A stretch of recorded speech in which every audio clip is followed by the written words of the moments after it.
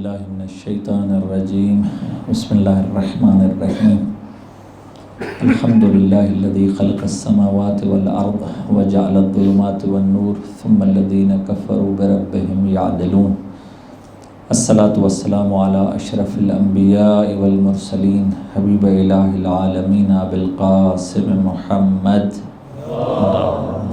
صلی اللہ وآلہ الأطیبین الأطہرین سیما بقیت اللہ فی الارضین روح وارواحنا العالمین لتراب مقدمہ الفدا اللہم کل ولیک الحجت ابن الحسن صلواتک علیہ وعلا آبائہ فی هذه الساعة وفی کل ساعة ولیا وحافظا وقائدا وناصرا ودلیلا وعینا حتی تسکنہ ارضک طوعا وتمتعہ فیہا طویلا وہب لنا رأفتہ ورحمتہ ودعاءہ وخیرہ ما ننال بہ سعة من رحمتک وفوزا عندک اما بعد فقد قال اللہ تبارک وتعالی فی کلامہ المجید بسم اللہ الرحمن الرحیم هو الذی ارسل رسولہ بالہدی ودین الحق لیظہرہ علی الدین کلہ ولو کرہ المشرکون۔ درود بھیجے محمد و آل محمد کی ذات اقدسہ پر۔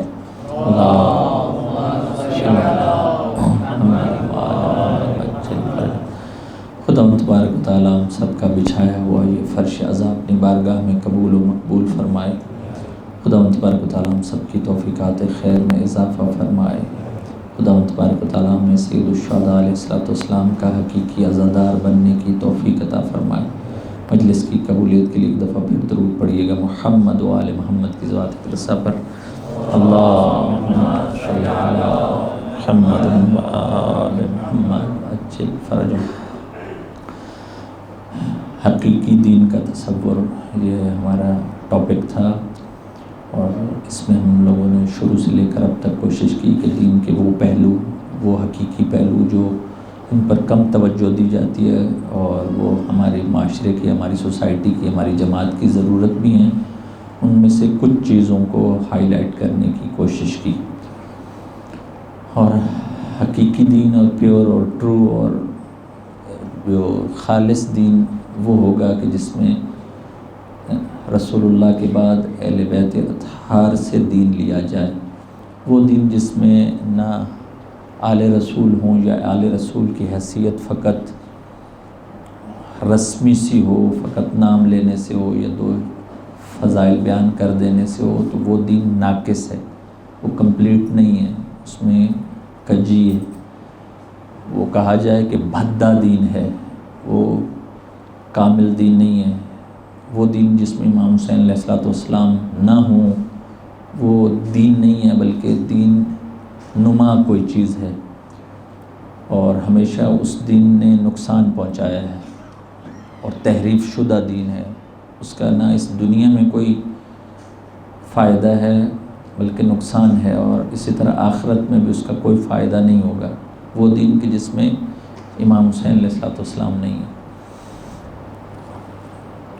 اور ہم ہر سال جو محرم برگزار کرتے ہیں اور عزاداریاں مناتے ہیں، ان عزاداریوں کا مقصد اور ہدف یہ ہوتا ہے کہ ہمارا تعلق امام حسین علیہ السلام کے ساتھ مضبوط ہو جائے، پکا ہو جائے۔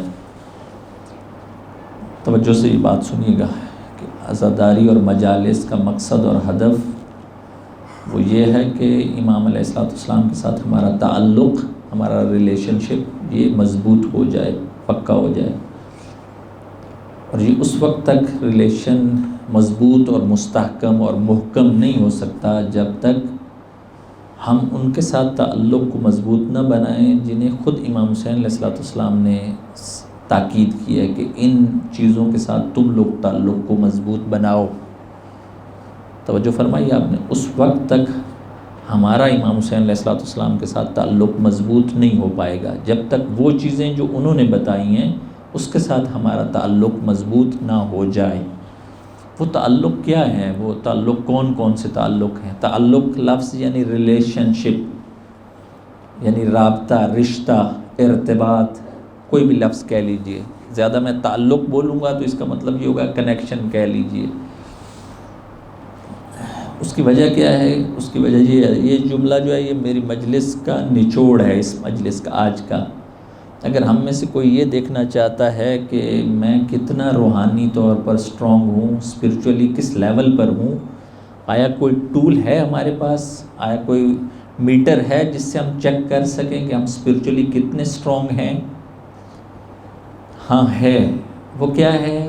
وہ یہی جو 5 تعلق آپ کی خدمت میں عرض کروں گا، انسان ان 5 تعلق کو، ان 5 کے ساتھ جتنا اس کا ریلیشن شپ ہے، اس سے اپنے آپ کو چیک کر سکتا ہے کہ میں اسپرچولی کس لیول پر کھڑا ہوں۔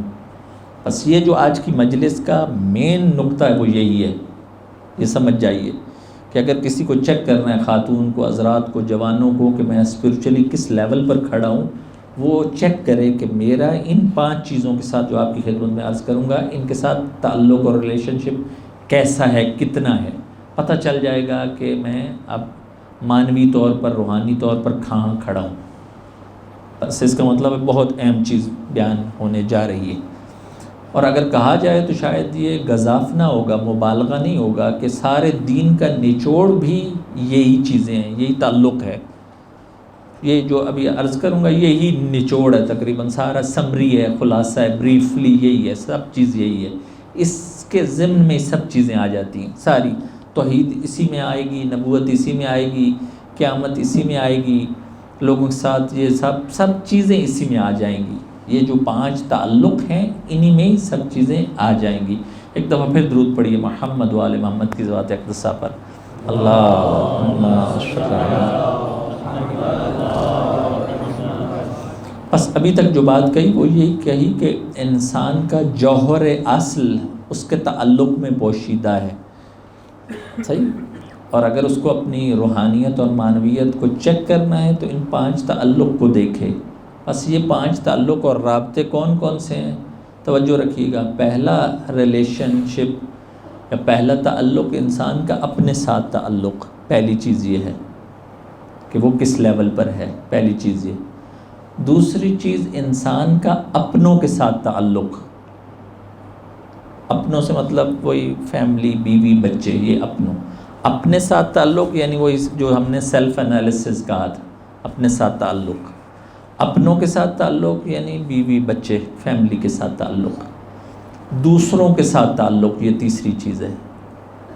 دوسروں میں سب آ جائیں گے، جماعت والے آ جائیں گے، رشتہ دار آ جائیں گے، عزیز و اقارب آ جائیں گے، دوست آ جائیں گے، سب یہ دوسروں کے ساتھ تعلق ہے۔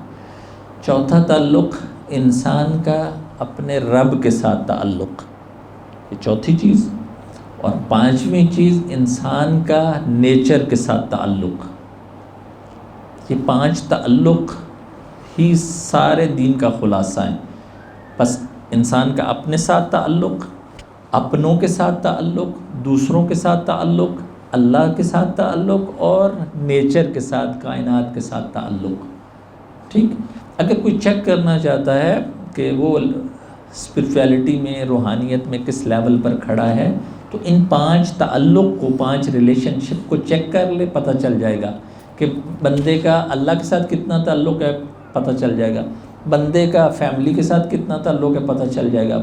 بندے کا رشتہ داروں، عزیز و اقارب، دوستوں کے ساتھ کتنا تعلق ہے، پتہ چل جائے گا۔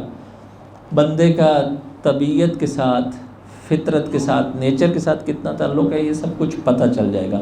بس دین جو اپنی خوبصورت شکل میں ظاہر ہوگا وہ اسی ریلیشن شپ کی وجہ سے ظاہر ہوگا۔ ہو سکتا ہے بعض آپ لوگوں میں سے یہ جو بات سن رہے ہیں وہ سمجھیں کہ سوشل پوائنٹ آف ویو سے یہ بات کر رہا ہوں۔ جب بھی میں ریلیشن شپ کی بات کروں ذہن میں یہی آتا ہے کہ ہم تھوڑے سوشل ہو جائیں۔ نہیں، یہ بات جو ہے اس سے بھی اوپر کی ہے، یہ بات گہری بات ہے۔ ساری بتایا کہ سارے ریلیجن کی بریف سمری اور خلاصہ وہ یہی ہے۔ بس اس کا مطلب اتنا سادہ نہیں ہے ہم جب کہیں کہ سوشل ہو جائیں، یعنی ہم یہی سمجھتے ہیں کہ بس سلام دعا ہو جائے۔ تعلق کیا ہوتا ہے؟ فقط ہم یہ سمجھتے ہیں کہ مولانا کہہ رہے ہیں تو اس کا مطلب یہی ہے جس کے پاس ملیں السلام علیکم، وعلیکم السلام، کیا حال ہے، ٹھیک ہے۔ ہم یہی سمجھتے ہیں اور آج کل کر بھی یہی رہے ہیں، سب ہم یہی کر رہے ہیں، ہمارا تعلق اور واسطہ اتنا ہی ہے، السلام علیکم، وعلیکم السلام، کیا حال ہے، ٹھیک ہے، بس اگر پوچھا جائے کہا بالکل سلام دعا بھی ہے، حال احوال بھی لیتے ہیں ایک دوسرے کا، نہیں، میں یہ نہیں کہنا چاہ رہا ہوں، میں بھی آپ کو بتاؤں گا کہ تعلق کی جو بات ہے یہ کس لیول پر جائے گی اور کہاں سے شروع ہوگی اور کس لیول تک جائے گی، اس کو بتانے جا رہا ہوں۔ سوسائٹی میں ہو کیا رہا ہے، ہمارے یہاں بھی یہاں یہی ہو رہا ہے، ساری دنیا میں یہی ہو رہا ہے، میجورٹی اسی کا شکار ہے۔ معاشرے میں ہو کیا رہا ہے، دیکھیے گا، جب بھی تعلق کی اور ریلیشن شپ کی بات کرتے ہیں دو پارٹیاں ہوتی ہیں، یعنی میرا اپنے ساتھ تعلق، ہاں میں دو پارٹیاں ہوں، جب کہا جا رہا ہے میرا اپنے ساتھ تعلق، اس کا مطلب دو چیزیں ہیں، سمجھنا تھوڑا سا مشکل ہے کہ میں تو خود میں ہی ہوں، ایک ہی ہوں، نہیں، ایک نہیں ہوں، اگر ایک ہوتا تو خداوند تبارک و تعالیٰ کبھی نہ کہتا کہ اپنے ساتھ تعلق کو مضبوط کرو، ٹھیک ہے، ایک میرا جسم ہے، ایک میری روح ہے، یا ایک میرا پازیٹیو سائیڈ ہے، ایک نیگیٹو سائیڈ ہے، دو انسان کے دو حصے ہیں، اس لیے کہا جا رہا ہے کہ اپنے ساتھ تعلق، یا دوسروں کے ساتھ تعلق میں دو پارٹیاں ہیں، ایک نہیں ہے، ایک میں ہوں، ایک دوسرا ہے، یا ایک میں ہوں، ایک میری بیوی ہے، ایک میں ہوں، ایک میرے بچے ہیں، ایک میں ہوں، ایک میرے رشتہ دار ہیں، ریلیٹیوز ہیں، یہ دو پارٹیاں ہیں، تعلق میں ہے ہی دو طرفہ، ایک طرف سے تعلق نہیں ہوتا، دو طرفہ تعلق ہے، اللہ تبارک و تعالیٰ کے ساتھ تعلق یعنی دو چیزیں ہیں، میں ایک ہوں اور اللہ تبارک و تعالیٰ ایک، تعلق میں دو چیزیں آتی ہیں۔ سوسائٹی میں ہو کیا رہا ہے، معاشرے میں کیا ہو رہا ہے، جماعت میں کیا ہو رہا ہے، سب جگہ پر کیا ہو رہا ہے، ہو یہ رہا ہے کہ انڈیویجولزم، ہماری زندگیوں میں یہی ہو رہا ہے کہ انفرادیت، میں، میری فیملی، میرے بچے، میرا خاندان، میرا کاروبار، میں اس میں لگا ہوا ہوں، ہم میں سارے اسی کا شکار ہیں، میں ہوں۔ یہ بزرگ شاید میری بات کو زیادہ سمجھیں، شاید 30-40 سال سے ابو والے، کہ شاید 40 سال پہلے جو یہاں کی صورتحال تھی وہ یہ لوگ کلیکٹیولی سوچتے تھے، ان کی سوچ بھی اجتماعی تھی، یہ گھروں کے باہر بیٹھتے تھے، خواتین بھی باہر بیٹھ کے ایک دوسرے سے دکھ درد بانٹتی تھیں، یہ بزرگ میری اس بات کی گواہی دیں کہ مجھے بتایا ان لوگوں نے ہی بتایا، صحیح، سوچتے بھی کلیکٹیولی تھے، اجتماعی طور پر سوچتے تھے، personal life, personal effort, personal ساری چیزیں نہیں، اس سوچتے بھی نہیں تھے اس ٹائم، 40 سال پہلے والے، 35 سال پہلے والے، یہ میری بات کی گواہی دیں گے کہ ایسا تھا۔ اب ہوا کیا، توجہ رکھیے گا کہ آج کل کی پکچر بتا رہا ہوں آپ لوگوں کو، 40 سال پہلے کی پکچر نہیں بتا رہا، یہ لوگ زیادہ بہتر بتا سکیں گے بزرگ۔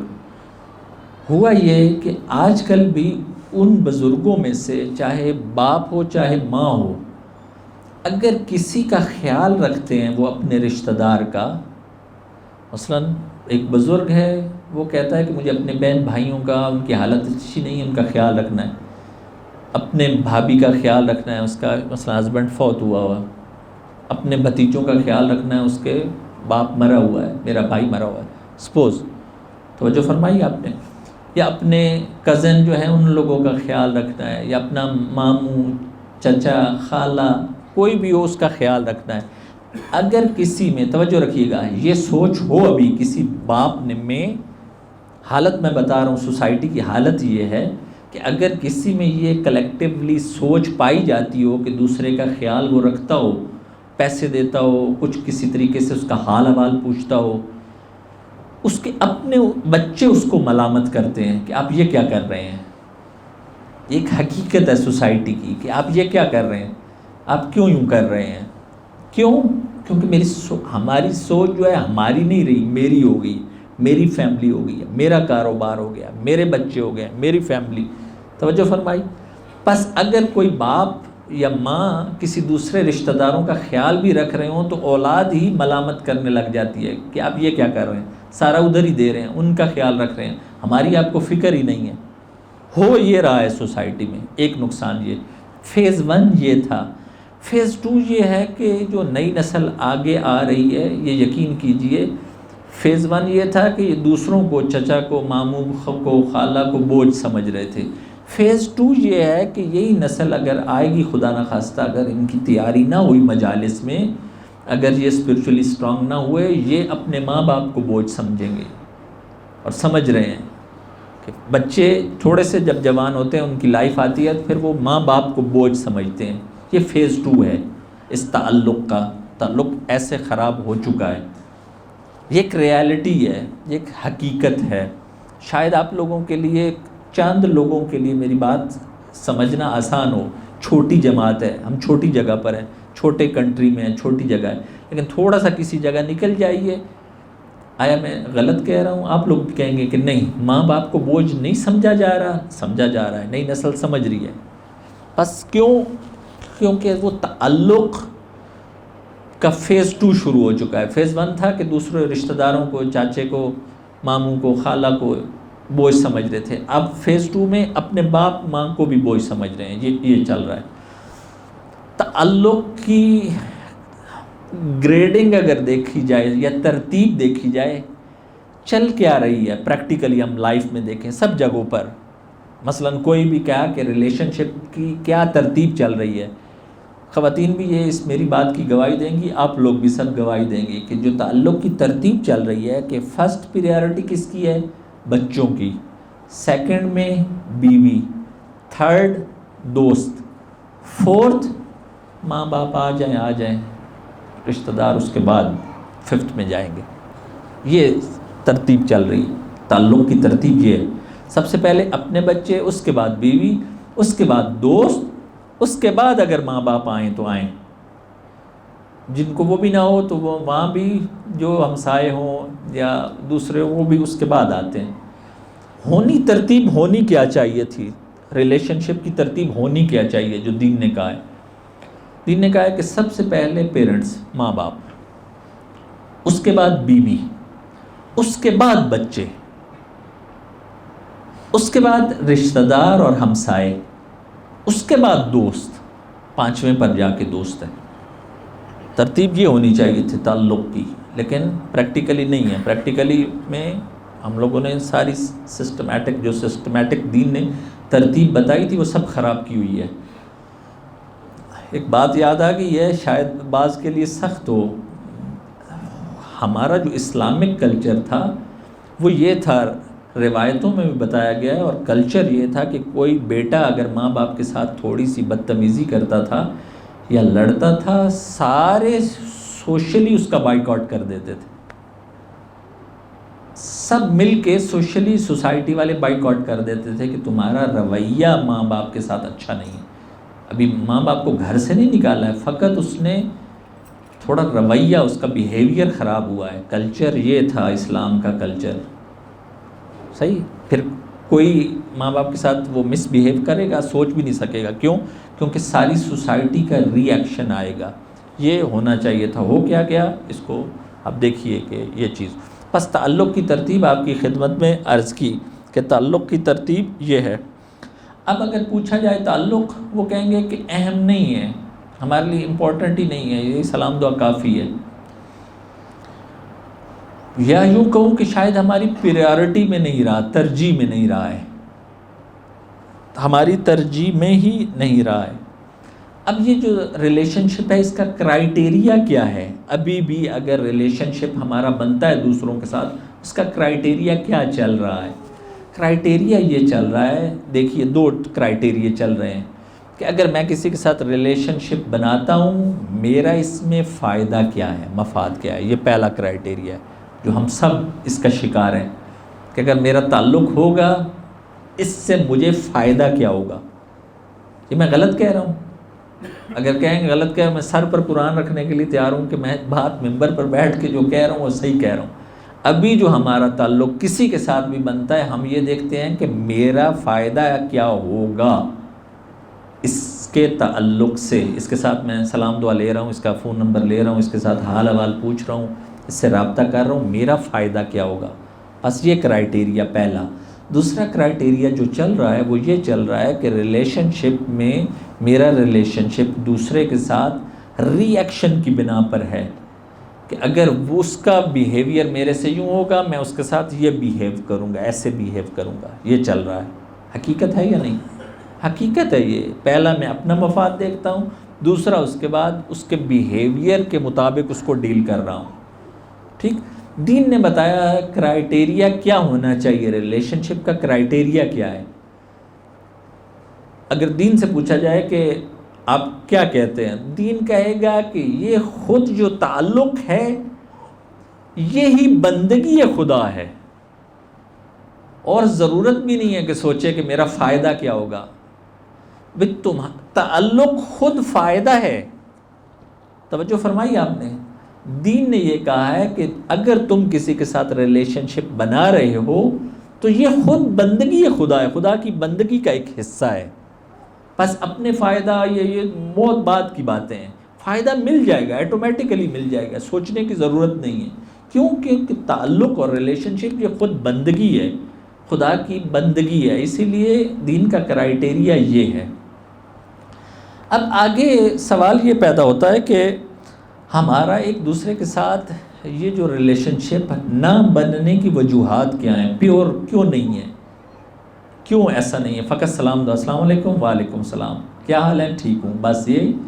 تھوڑا سا کسی نے کر لیا، شاید کوئی ایک آدھ بات کر دی، فلاں کسی کا پوچھ لیا یا یہ. ٹھیک. ریزن کیا ہے، توجہ رکھیے گا، وجہ کیا ہے کہ کیوں یہ تعلق نہیں بن پا رہا، نہ بننے کی وجہ کیا ہے. 3-4 وجوہات ہیں اور پھر اس کے بعد اس سارے کا خلاصہ کروں گا. تعلق نہ بننے کی جو بڑی وجہ ہے، سب سے بڑی وجہ ہے، وہ یہ ہے کہ جو کام ہے وہ انسان سے زیادہ امپورٹنٹ ہو گیا ہے. جو ہمارا کام ہے، جو ہم کسی کا کام، مثلا مولانا کا کام، جو کام ہے، نماز پڑھانا ہے، اسپیچ کرنی ہے، جو بھی میرے کام ہیں، لوگوں سے ملنا ہے، سارے یہ میرے کام کیا ہیں، وہ لوگوں سے زیادہ امپورٹنٹ میرے کام ہو گئے ہیں. آپ کا کام اگر بزنس ہے تو وہ بزنس سب سے امپورٹنٹ ہو گیا ہے لوگوں کی نسبت. لوگ کیا ہیں، وہ پریارٹی میں نہیں ہیں، کام سب سے امپورٹنٹ ہو گیا ہے. ہر ٹائم کیا ہے، کام کام کام، ہر ٹائم کام. صحیح. بس پہلی وجہ جو بن گئی ہے ہمارے تعلق کے خراب ہونے کی اور تعلق نہ بننے کی وجہ، پہلی وجہ ہے کام، کہ ہم نے سمجھ لیا ہے کہ سب کچھ یہی ہے. صحیح. اب یہ بتا رہا ہوں یہ کتنا اس کا نقصان ہو رہا ہے ہم لوگوں کو، کہ ہم لوگ کو صبح سے شام، آگے شام سے رات، رات سے پھر اگلی صبح تک ہمارے، آپ لوگوں کے بقول مغز میں کام ہی پھنسا ہوا ہے. گھر آ رہے ہیں تب بھی ادھر وہی دکان پر ذہن گیا ہوا ہے. اس سے زندگی کی جو لذت ہے اس سے ہم محروم ہوتے جا رہے ہیں. ایک حقیقت ہے، یعنی کام اتنا سوار ہو گیا ہے کہ ہمیں لگتا ہے کہ خداوند تبارک و تعالیٰ نے کس کے لیے پیدا کیا ہمیں، وہ ما خلقت الجن والانس الا وہ یعبدون، نہیں، الا کام کے لیے ہمیں خلق کیا اس نے، فقط یہی تھا. صحیح. پریکٹیکلی یہ بس پہلی وجہ یہ ہے. بس یاد رکھیے، اس کو ٹائم دیجئے. اگر صبح 8 سے 5 تک ہیں، 5 کے بعد پریکٹیکلی نکالیے ذہن سے کام کو، ورنہ نہ دین کی خوبصورتی کو دیکھ سکیں گے، نہ اپنے آپ سے تعلق برگزار کر سکیں گے، نہ اپنے خدا سے، نہ اپنی فیملی سے، نہ دوسروں کے ساتھ. وہ تعلق جو ہوگا سب، وہ جو آپ سمجھ رہے ہیں کہ ہوگا، وہ سب پیور نہیں ہوگا، اپنے آپ کو دھوکہ دینے کے مترادف ہوگا. بس اس کو نکالیے ذہن سے، پریکٹیکلی اپنے آپ کو تھوڑا سا نرم کیجئے.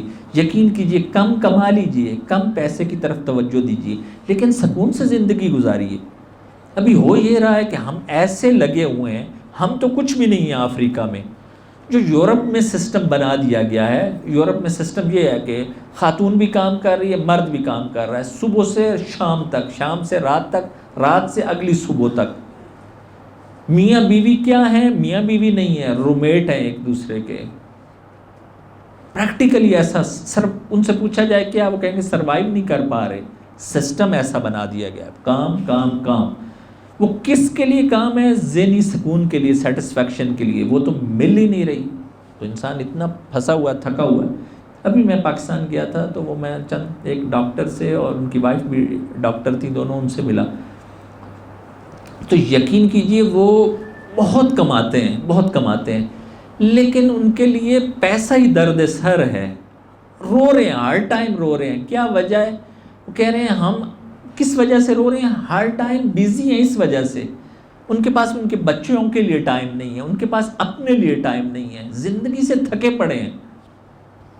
بس یہ میں اس کو طولانی نہیں کرتا ہوں آج کی رات بھی اس کی مناسبت سے بھی، لیکن یہ کہوں گا کہ یہ دیکھیے یہ ایک بہت بڑی ریزن ہے کہ تعلق نہ بننے کی پہلی وجہ ہے کام کو ہم نے انسان سے زیادہ اہم سمجھ لیا، پہلی چیز یہ. دوسری چیز جو بتائی گئی ہے وہ یہ ہے کہ ہمارے تعلق نہ بننے کی وجہ ہمارے لیے چیزیں زیادہ اہم ہو گئی، امپورٹنٹ ہو گئی ہیں انسانوں کی نسبت. ٹھیک، چیزیں اہم ہو گئی ہیں. کسی نے ہم سے کوئی چیز مانگی تو ہم دینے کے لیے تیار نہیں ہیں. کیوں؟ وہ یہ چیز مثلا موبائل مانگا تو میں کہوں گا یہ پرسنل چیز ہے، اس کو میں کیوں دوں ادھر. لیپ ٹاپ مانگا، وہ کہوں گا پرسنل ڈیٹا پڑا ہے، آپ کو کیوں دوں. کوئی بھی ہو، کوئی چیز بھی مانگے تو میرے پاس اس کا جواب ہے، جسٹیفیکیشن میں کروں گا کہ یہ چیز نہیں دے سکتے. ٹھیک، کوئی بھی ہو، کوئی چیز بھی ہو، ہمارے پاس آگے سے جواب ہے کہ یہ نہ ہو کہ میں آپ کو دوں آپ خراب کر دیں. بس چیز زیادہ امپورٹنٹ ہو گئی ہے انسان سے پریکٹیکلی، حتیٰ اتنی امپورٹنٹ ہو گئی ہے چیز.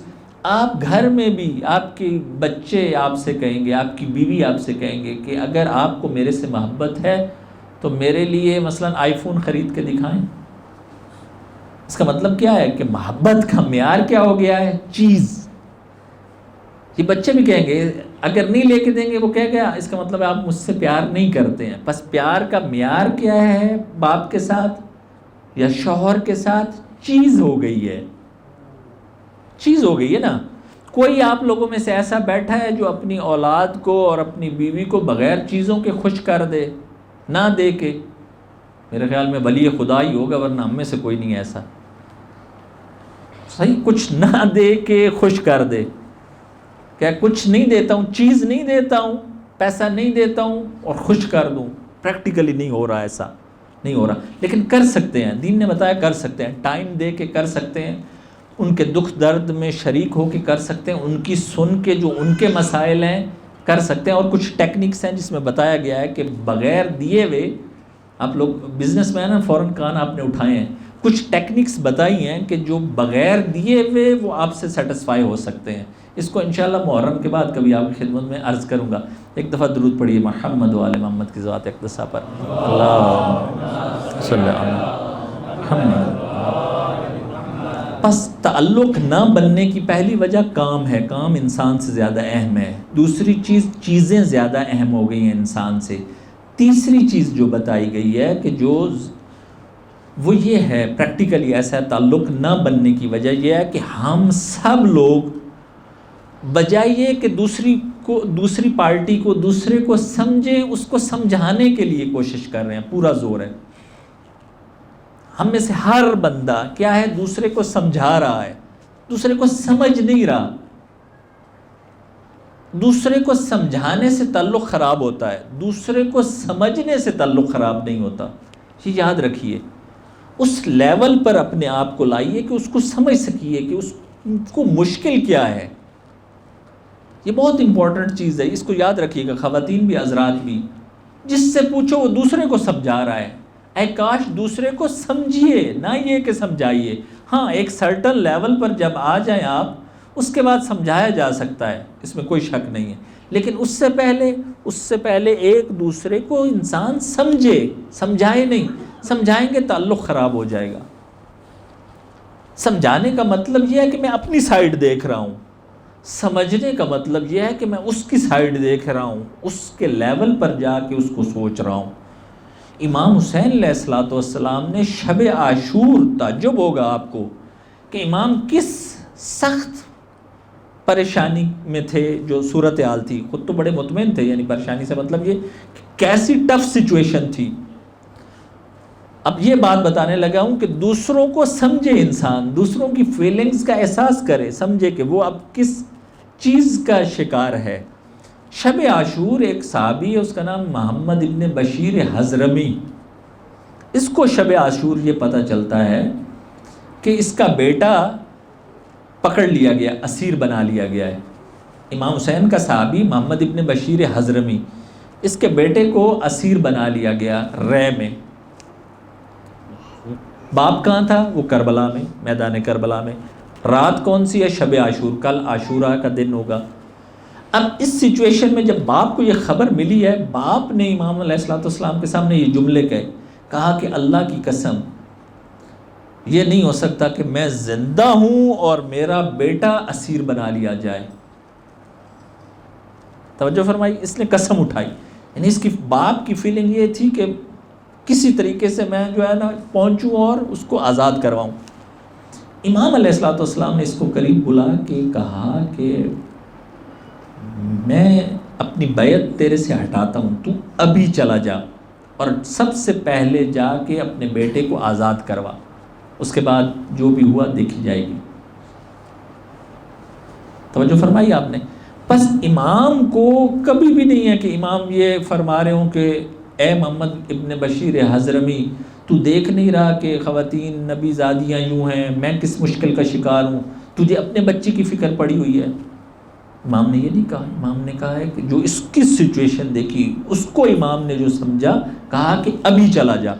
وہ بہت بامعرفت صحابی تھا. اس نے کہا کہ اس بیابان کے درندے مجھے کھا جائیں جو میں نبی کی بیٹی کے بیٹے کو چھوڑ دوں، یہ نہیں ہو سکتا، میں آپ کو اس سچویشن میں چھوڑ دوں. پھر امام علیہ الصلوۃ والسلام نے ایک کپڑا دیا ہدیتاً اور 1000 دینار دیا، کہا اس کو بھجوا تاکہ تیرے بیٹے کو کسی طریقے سے قید سے رہائی مل سکے. بس اس کا مطلب کیا ہے کہ اتنی ٹف سچویشن میں بھی امام سمجھا نہیں رہے اسے، اس کی سمجھ رہے ہیں کہ وہ کس فیلنگز میں اس کا احساس کر رہے ہیں. ہم لوگوں کو بھی تعلق نبھانے کے لیے سمجھائیں نہیں، سمجھیں کہ اگلا کس صورتحال میں ہے تاکہ ہم اس کو صحیح طریقے سے درک کر سکیں. ایک دفعہ پھر درود پڑھیے گا محمد و آل محمد کی ذات اقتسا پر.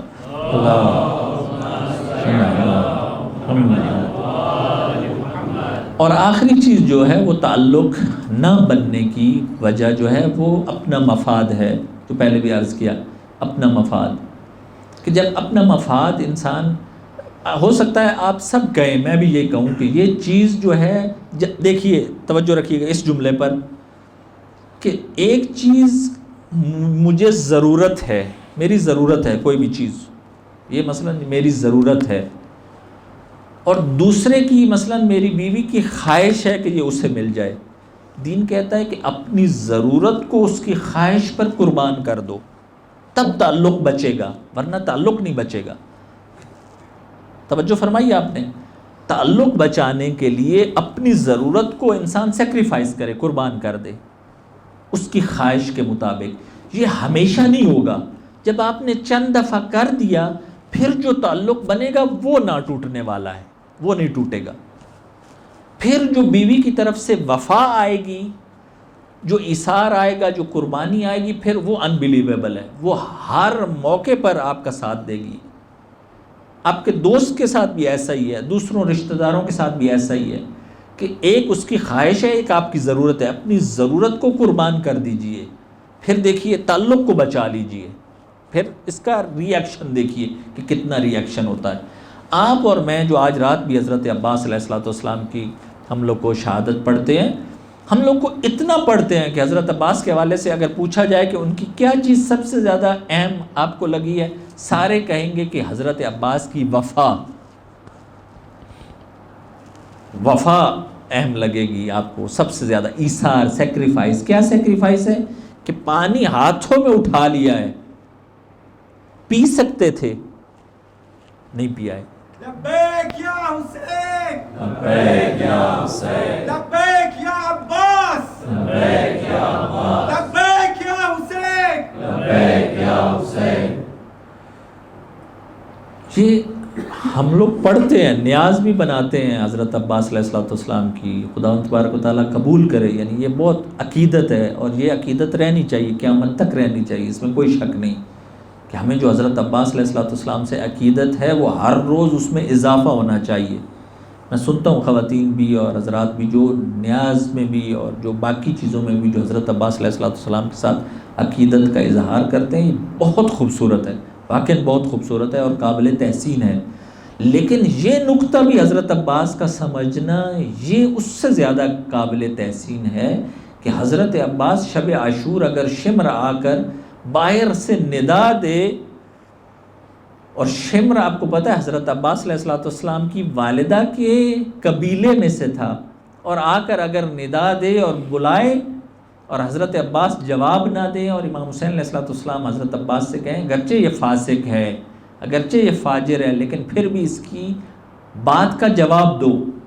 حضرت عباس نے جواب دیا، کہا کیا ہے؟ کہا کہ میں تمہارے لیے امان نامہ لے کر آیا ہوں۔ اور حضرت عباس علیہ السلام کا جواب آپ نے ملاحظہ فرمایا، کہا کہ اے ملعون، نبی کی بیٹی کے بیٹے کو امان اگر نہیں ہے تو پھر مجھے کس بات کی امان؟ ہو سکتا ہے یہاں ہم ہوتے توجیہ کر لیتے، جسٹیفائی کر لیتے، اپنے امام کو کہتے کہ میں چھوٹ رہا ہوں، میں جاؤں گا، آپ کے لیے زیادہ لوگ اکٹھے کر کے لاؤں گا، آپ ٹھہریے، رکیے۔ میں اور آپ ہوتے یہ جواب دیتے کہ رکیے، میں بندوبست کرتا ہوں، کوفہ جاؤں گا ابھی راتوں رات، دیکھیے گا صبح 1000 2000 5000 کا لشکر لے کر آ جاؤں گا، ایسی توجیہ کر دیتے، جسٹیفائی کرتے، ٹھیک۔ لیکن آپ نے ایثار اور وفا جو حضرت عباس علیہ السلام کی دیکھی ہے، اس کی وجہ سے آپ ہمیشہ ان کی یاد بنا رہے ہیں، میں ان کی یاد بنا رہا ہوں۔ توجہ فرمائی، اگر یہ زندگی میں نہ آئے، وفا کا مطلب کیا ہے کہ جو بات کر دی ہے اگرچہ اس کا نقصان ہونا پڑے پھر بھی آخر تک رہو، پھر نہ وہ فائدہ دیکھ کے پھر سلپ ہو گیا، نہیں۔ حضرت عباس کی وفا کا مطلب یہ ہے کہ آخر تک اگر نقصان برداشت بھی کرنا پڑے کرو، لیکن بات پر قائم رہو، پھر وفا پر قائم رہو، اثار پر قائم رہو، سیکریفائس پر قائم رہو۔ زندگیوں میں وفائے حضرت عباس نظر آنی چاہیے، ہم سب کی زندگیوں میں۔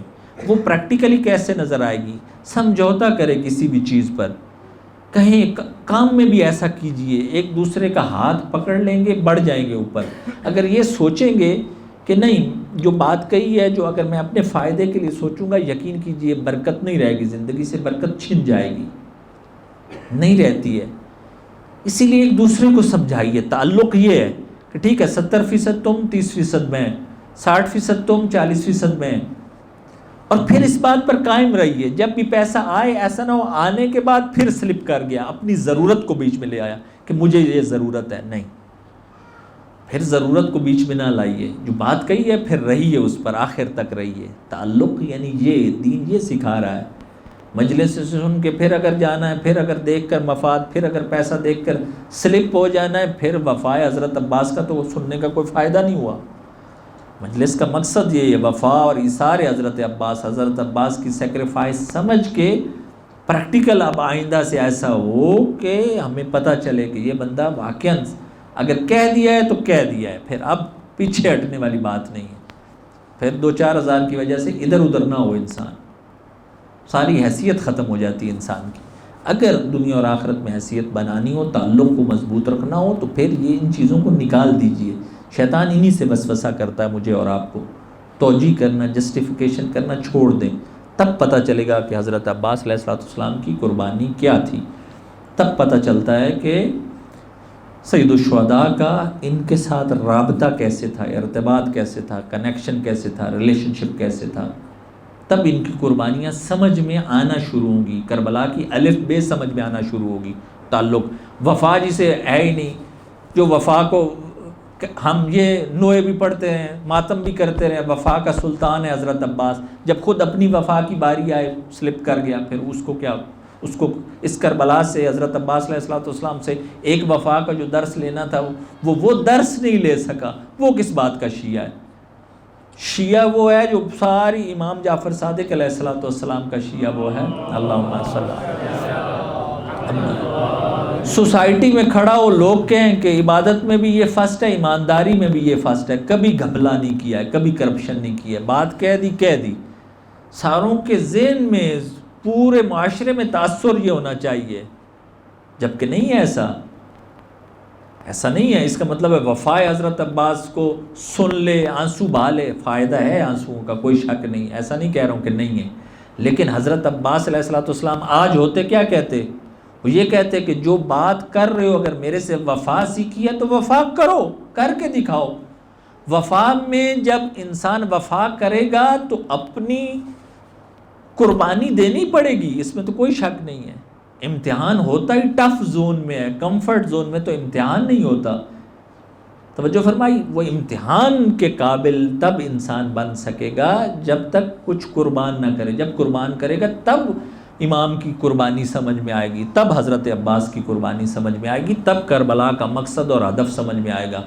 ورنہ نعرہ لگا کے اٹھ جانا، نیاز کھا کے اٹھ جانا، یہ تو سارے کرتے ہیں۔ پتہ چلے کہ محرم کے بعد ایک تبدیلی آ گئی، پورے شہر میں ایک تبدیلی آ گئی ہے، پہلے اگر کچھ پیسے میں تھے بھی مسئلے، وفا نہیں تھی، اب پتہ چلے کہ وفا آ گئی ہے۔ پہلے اگر کسی کے نہیں دے پاتے تھے تو پتہ کرے انسان، سمجھوتا کرے، کچھ بات کرے کہ اب انشاءاللہ میں نے پوری نیت کر لی ہے مجلس حسین میں بیٹھ کے، مجلس حضرت عباس میں بیٹھ کے یہ نیت کر لی ہے کہ اب جو لائف ہے وہ پہلے والی لائف نہیں ہوگی، تب فائدہ ہے مجلس کا، تب پاک بھی ہم سے راضی ہوں گے اور تب بھی ہماری توفیقات خیر میں اضافہ ہوگا۔ خدا تبارک و تعالیٰ سے دعا ہے کہ خدا تبارک و تعالیٰ ہم سب کی توفیقات خیر میں اضافہ فرمائے اور حضرت عباس علیہ السلام کے ساتھ ہمارا تعلق مضبوط کرے اور وفا اور ایثار حضرت عباس کو سمجھنے کی اور اس پر عمل کرنے کی توفیق عطا فرمائے۔ صلی اللہ علیہ یا ابا عبداللہ وعلی الارواح التی حلت بفنائک، علیک منی سلام اللہ ابدا ما بقیت و بقی اللیل والنہار ولا جعلہ اللہ آخر العہد منی لزیارتکم۔ سب مل کے السلام علی الحسین وعلی علی ابن الحسین وعلی اولاد الحسین وعلی اصحاب الحسین۔ پھر السلام علی الحسین علی ابن الحسین وعلی اولاد الحسین وعلی اصحاب الحسین جميعا ورحمۃ اللہ وبرکاتہ۔ صلی اللہ علیہ یا ایہا العبد الصالح المطیع للہ ولرسولہ ولامیر المؤمنین والحسن والحسین علیہم السلام، اشہد لک بالتسلیم والتصدیق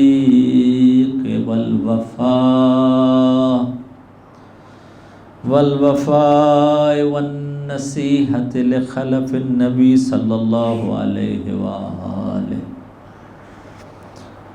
والسبط المنتجب والدلیل العالم، فجزاک اللہ عن رسولہ وعن امیر المؤمنین وعن الحسن والحسین صلوات اللہ علیہم افضل الجزاء ورحمۃ اللہ وبرکاتہ۔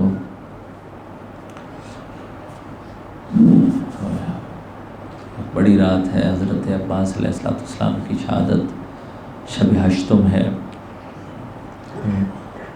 حضرت عباس امیر المؤمنین کے فرزند ہیں۔ کسی نے اگر حضرت عباس علمدار کا مقام سمجھنا ہو تو میرے خیال میں یہ دو حدیثیں کافی ہیں۔ ایک حدیث یہ ہے کہ امام حسین علیہ السلام فرماتے ہیں کہ یا عباس ارکب بنفسی انت یا اخی، ارکب بنفسی انت یا اخی، اے عباس میری جان تیرے پر قربان ہو جائے۔ امام حسین علیہ السلام فرما رہے ہیں اے عباس میری جان تیرے پر فدا ہو، میری جان تیرے پر فدا ہو۔ وقت کا امام کہہ رہا ہے حضرت عباس کو۔ حضرت عباس وہ شخصیت ہیں کہ امام زین العابدین علیہ السلام فرماتے ہیں کہ قیامت کے دن پوری کائنات کے شہداء حضرت عباس کی مقام شہادت پر رشک کر رہے ہوں گے، اتنا بڑا مقام ہوگا۔ اس کا مطلب ہے بہت بڑا مقام تھا، بہت بڑا مقام تھا۔ حضرت عباس وہ ہیں کہ جس کے لیے چھٹے امام معصوم امام جعفر صادق علیہ السلام زیارت پڑھ رہے ہیں۔ یہ جو جملے ہیں امام صادق علیہ السلام کے کہ اشہد لک بالتسلیم والتصدیق والوفاء والنصیحہ لخلف النبی، امام معصوم جن کے فضائل بیان کر رہے ہیں، اس کا مطلب ہے بہت بڑا مقام۔ حضرت عباس علیہ السلام کو باب الحوائج بھی کہا جاتا ہے، جو حاجتیں لینے کے لیے بیٹھے ہوئے ہیں، جن کی جو حاجت ہے۔ آج آپ واسطہ بنائیں گے حضرت عباس کو۔ آیت اللہ مجتہدی تہرانی سے کسی نے پوچھا، جنت البقیع میں تھے، رسول پاک کے حرم کی زیارت کے لیے مدینہ شریف میں گئے ہوئے تھے، اور مدینہ شریف میں رسول پاک کی روزے کی زیارت کے بعد جنت البقیع میں تھے، ویل چیئر پر تھے۔ ویل چیئر پر کسی نے پوچھا کہ استاد محترم کہ آپ اپنی دعائیں کس طرح قبول کرواتے ہیں؟ انہوں نے کہا رسول اللہ سے توسل اپنی جگہ پر، لیکن جب بھی مجھے کسی بھی حاجت کی ضرورت ہوتی ہے تو میں بی بی ام البنین کے پاس جاتا ہوں، بی بی ام البنین کو یہ کہتا ہوں کہ آپ اپنے بیٹے حضرت عباس کو کہیے کہ وہ واسطہ بنے خداوند تبارک و تعالیٰ کی بارگاہ میں، خدا سے لے کر دیں۔ مولا عباس وہ شخصیت ہے جو بھی دلوں میں حاجتیں لیے بیٹھے 3 دفعہ اس کی تلاوت کریں گے کہ یا کاشف الکرب ان وجہ الحسین اکشف کربی بحق اخیک الحسین، یا کاشف الکرب ان وجہ الحسین اکشف کربی بحق اخیک الحسین، یا کاشف الکرب ان وجہ الحسین اکشف کربی بحق اخیک الحسین۔ پروردگار یہ جو بھی عزادار آج کی رات بیٹھے ہوئے ہیں، خواتین و حضرات جو حاجتیں لے کے بیٹھے ہوئے ہیں، اپنے اس ولی کا واسطہ ہم سب کی حاجتوں کو اپنی بارگاہ میں قبول و مقبول فرما۔ پروردگار جو بھی پریشان حال ہیں، آنکھوں میں آنسو ہیں، حضرت عباس کی شہادت سننے کے لیے بیتاب ہے، غم کا بیان سننے کے لیے بیتاب ہے، تیری بارگاہ میں ان کو وسیلہ بنا کر ہم کہہ رہے ہیں جو بھی پریشان حال ہے ان کی پریشانیوں کو دور فرما دے۔ پروردگارہ جو بھی کراچی میں مشکلات کا شکار ہیں، بارشوں کی وجہ سے، سیلاب کی وجہ سے، تو اپنے اس ولی کے صدقے میں ان مومنین کی پریشانیوں کو دور فرما دے۔ عزادارو جب حضرت عباس کی ولادت ہوئی ہے نا، تاریخ نے یہ لکھا ہے کہ بی بی ام البنین حضرت عباس کی ولادت کے بعد اپنے ہاتھوں میں اٹھایا، بی بی نے حضرت عباس کو اور امیر المومنین کی خدمت میں لے کر آئیں۔ کیوں؟ وہ اس لیے کہ باپ کو انتظار ہوتا ہے اولاد کی، جب ولادت ہو باپ کو انتظار ہوتا ہے کہ باپ پہلے دیکھے۔ باپ جب بھی دیکھتا ہے تو اس کا دل مطمئن ہوتا ہے، اسے خوشی کا احساس ہوتا ہے۔ روایت میں یہ ہے کہ جب امیر المومنین کی خدمت میں حضرت عباس کو لایا گیا، امیر المومنین نے اٹھایا، اس اٹھانے کے بعد ہاتھوں پر بوسے لیے،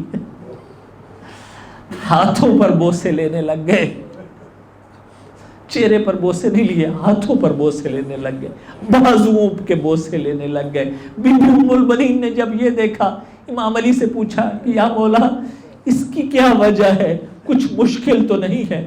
مولا نے جواب دیا نہیں، یہ ہاتھ وہ ہیں جو حسین کی راہ میں فدا ہو جائیں گے، یہ ہاتھ وہ ہیں جو دین اسلام کے لیے فدا ہوں گے، اس لیے ان ہاتھوں کے بوسے لے رہا ہوں۔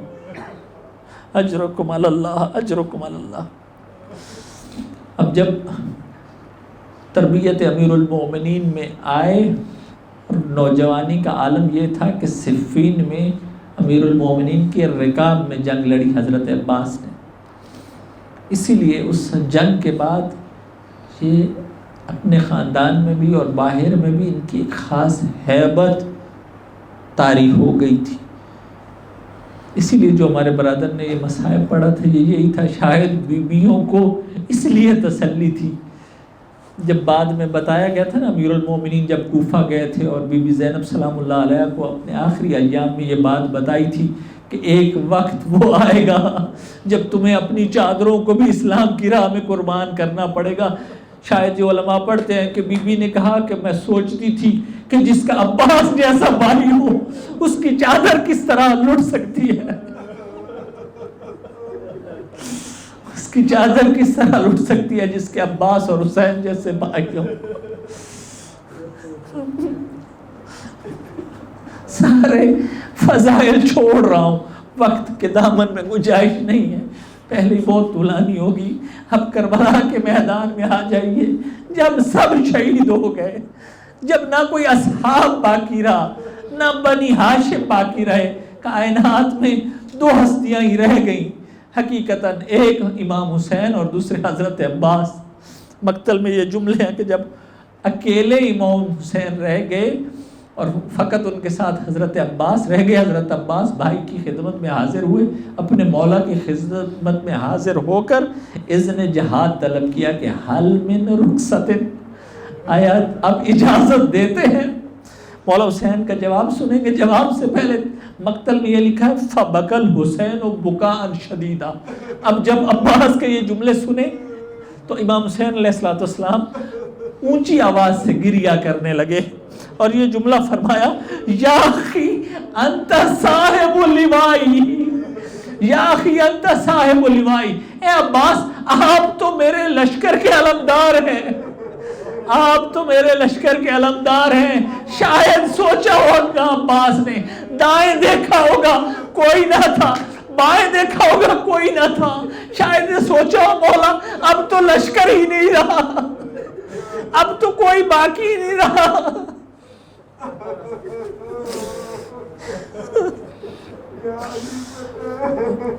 فقال العباس قد ضاق صدری، مولا اب سینہ تنگ ہو گیا ہے، اب جانے دیجئے، اذن جہاد دیجئے۔ مولا حسین کے یہ جملے ہیں عربی میں، فقال الحسین فاطلب لہؤلاء الاطفال قلیلا من الماء، عباس اگر جانا ہی ہے تو جاؤ ان بچوں کے لیے تھوڑا سا پانی لے کر آ جاؤ، تھوڑا سا پانی لے کر آ جاؤ۔ ایک مقتل میں یہ روایت ہے جو پڑھ رہا ہوں، فذهب العباس، عباس گئے، عباس نے جنگ نہیں کی، عباس نے جا کر موعظہ کیا، پھر بھی نصیحت کی۔ اس کے بعد جب نصیحت نے کچھ فائدہ نہ دیا پھر واپس اپنے مولا کی خدمت میں آئے، فرجع الی اخیہ فاخبرہ۔ اب جب یہ ایک دفعہ حجت تمام کر لی، روایت میں یہ لکھا ہے کہ پھر عباس نے ایک صدا سنی، وہ صدا کیا تھی؟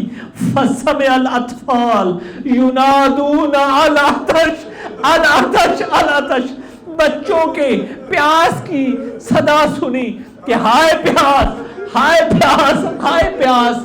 آپ نے یہ لفظ بارہا سنا ہے، العطش العطش العطش، لیکن آیت اللہ میر باقری فرما رہے تھے یہ بچے جو صدائیں دے رہے تھے کیفیت یہ تھی، خیموں کے اندر تھے بچے اور خیموں کے اندر زمین پر ہاتھ مار کر مٹی کو ہٹا کر اپنے جسموں کو اس ٹھنڈی مٹی کے ساتھ لگانے کی کوشش کر رہے تھے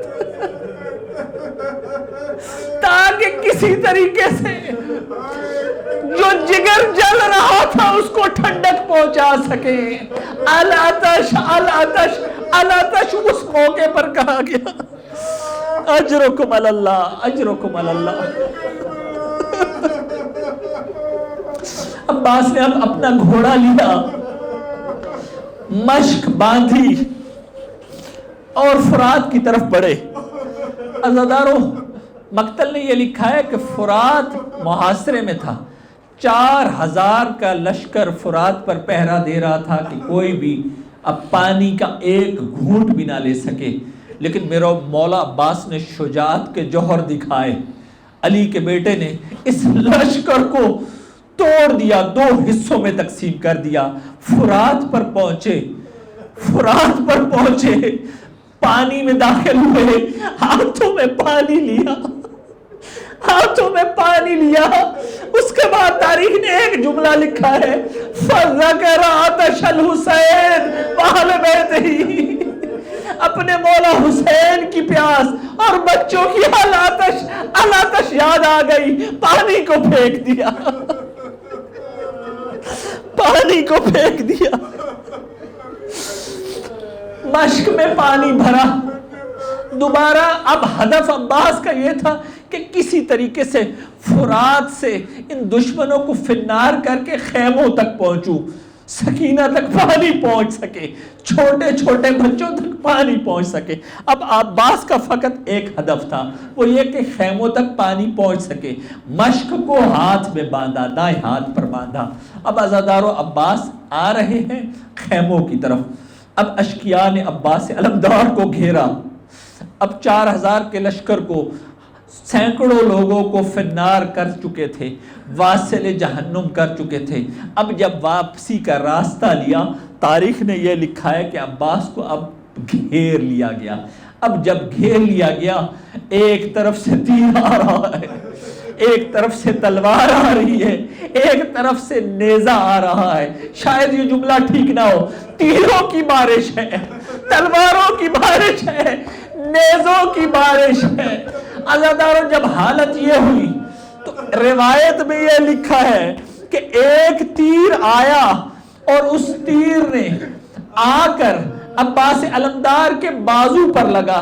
اب جب عباس علمدار اپنے بازو کو سنبھالنے لگے، ایک ملعون نے وار کیا اور عباس علمدار کا دایاں بازو قلم ہو گیا، قلم ہوا۔ اب مشک کو اور مشکیزے کو بائیں بازو میں ڈالا۔ عزاداروں دوسرا تیر اور دوسری تلوار کے وار نے عباس کے بائیں بازو کو بھی قلم کر دیا۔ اب روایت میں یہ لکھا ہے، بہت بڑا مصائب ہے، عباس کے دونوں بازو قلم ہو چکے تھے۔ اب مشکیزے کو دانتوں میں لیا تاکہ کسی طریقے سے بچوں تک پہنچ سکے۔ عزاداروں اب تیروں کی بارش دوبارہ ہوئی، اب تیروں کی اتنی بارش ہوئی کہ مشکیزے میں جو پانی تھا، اب تیروں کی بارش کے بعد مشکیزہ چھدا، جو بھی پانی تھا وہ پانی بہہ گیا، عباس کی ساری امیدوں پر پانی پھر گیا۔ عزادار اب کوئی بھی موقع نہ تھا۔ روایت میں یہ ہے ثم جاء سهم آخر، ایک تیر آیا، اب تیر آیا مشکیزے کو لگنے کے بعد عباس علمدار کے سینے پر لگا، عباس علمدار کے سینے پر لگا۔ بعض روایتوں کے مطابق ایک دوسرا تیر آیا، عباس علمدار کی آنکھ پر لگا۔ اب اندازہ لگائیے، ہاتھ نہیں ہے، مشکیزہ وہ ہے جو دانتوں میں تھا، وہ بھی سب پانی بہہ گیا، عباس کی آنکھ پر تیر لگا ہوا ہے۔ اب اس تیر کو کس طرح نکالے؟ آیت اللہ میر باقری یہ پڑھتے، آیت اللہ میر باقری یہ پڑھ رہے تھے کہ عباس گھوڑے پر سوار تھے، ٹانگوں کو جمع کیا، پاؤں کو جمع کیا تاکہ کسی طریقے سے جو آنکھ میں تیر لگا ہوا ہے اس کو نکال سکوں۔ جیسے ہی عباس نے پاؤں کو جمع کیا آنکھوں سے تیر کو نکالنے کے لیے، عزاداروں جیسے ہی عباس جھکے، اب یہ جو جنگی لباس تھا سر پر جو تھا وہ گرا۔ عزاداروں ایک ملعون نے وار کیا، اب عباس سے گھوڑے پر رہا نہ گیا، اب عباس سے گھوڑے پر رہا نہ گیا۔ عباس کربلا کی زمین پر آئے، زمین پر آنے کے بعد ایک ندا دی، یا خاد رکنی، یا خاد رکنی، اے میرے بھیا حسین آئیے مجھے سنبھالیے، اے میرے بھیا مجھے سنبھالیے. عزاداروں بس آخری چند جملے. روایت میں یہ ہے، علماء یہ پڑھتے ہیں کہ 3 جگہ تھیں کہ جن پر میرے مولا میں ہمت ختم ہو چکی تھی، مولا حسین میں ہمت ختم ہو چکی تھی. 3 ایسی جگہ تھی. پہلی جگہ وہ جب علی اکبر شہید ہوئے، فَقَطَعُوا بِالسُّيُوفِ اِرْبًا اِرْبًا، جب علی اکبر کے کٹے ہوئے لاشیں پر پہنچے، ٹکڑوں پر پہنچے. اب حسین میں ہمت نہیں تھی کہ علی اکبر اپنے بیٹے کے ان ٹکڑوں کو جمع کر سکتے. اس وقت عباس کو بلایا تھا، دوسروں کو بلایا تھا. یہ پہلا موقع تھا جب حسین میں ہمت ختم ہو گئی تھی. دوسرا موقع وہ جو حسین کے لیے بہت سخت تھا، وہ علی اصغر کی شہادت تھی. جب تیر ایک کان میں بچے کے لگا اور دوسری طرف سے نکل گیا، اس وقت بھی حسین میں سکت نہ تھی. روایت میں یہ ہے شاید بہن زینب نے آسرا دیا ہو، دلاسا دیا ہو. اور تیسرا موقع وہ آیا جب حضرت عباس نے صدا دی، یا خادرکنی، بھیا آئیے، بھیا آئیے.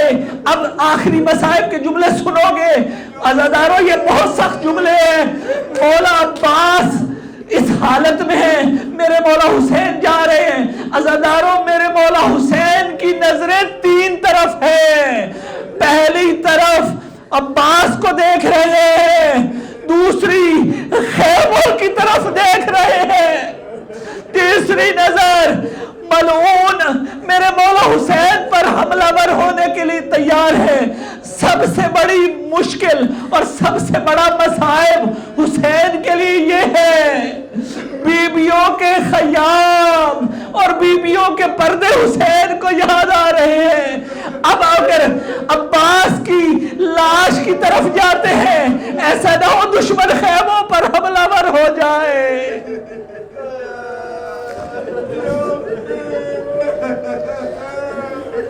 لا لعنت اللہ علی القوم الظالمین.